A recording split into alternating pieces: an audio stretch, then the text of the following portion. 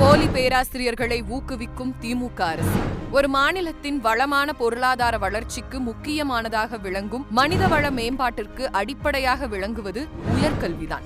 இதிலும் குறிப்பாக நாட்டின் கட்டமைப்பை மேம்படுத்துவதில் பொறியியல் கல்வி முக்கிய பங்கு வகிக்கிறது. இப்படிப்பட்ட இன்றியமையா தன்மை வாய்ந்த உயர்கல்வி அனைவருக்கும் தரமான முறையில் வழங்கப்பட வேண்டும் என்பதில் யாருக்கும் மாறுபட்ட கருத்து இருக்க முடியாது. ஆனால் தமிழ்நாட்டில் இதற்கு முற்றிலும் முரணான நிலைமை நிலவுகிறது. 100க்கும் மேற்பட்ட பொறியியல் கல்லூரிகளில் 300க்கும் மேற்பட்ட பேராசிரியர்கள் பல பொறியியல் கல்லூரிகளில் பணிபுரிவது ஓராண்டிற்கு முன்பே வெளிக்கொணரப்பட்டது. இதனைத் தொடர்ந்து அண்ணா பல்கலைக்கழகம் மேற்கொண்ட ஆய்வில் கிட்டத்தட்ட 295 பொறியியல் கல்லூரிகளில் 2000க்கும் மேற்பட்ட போலி பேராசிரியர்கள் இருப்பதும் ஒரு பேராசிரியர் 33 கல்லூரிகளில் பணிபுரிவதும் கண்டுபிடிக்கப்பட்டது.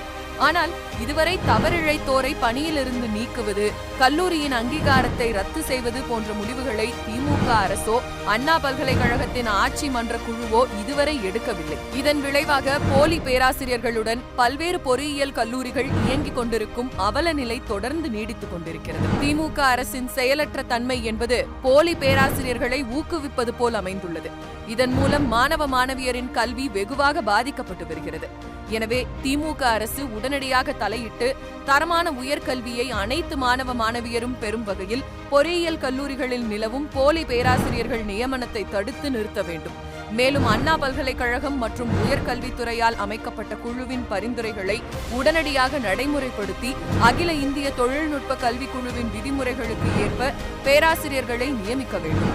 அப்போதுதான் தரமான கல்வி அனைவருக்கும் கிடைக்கும்.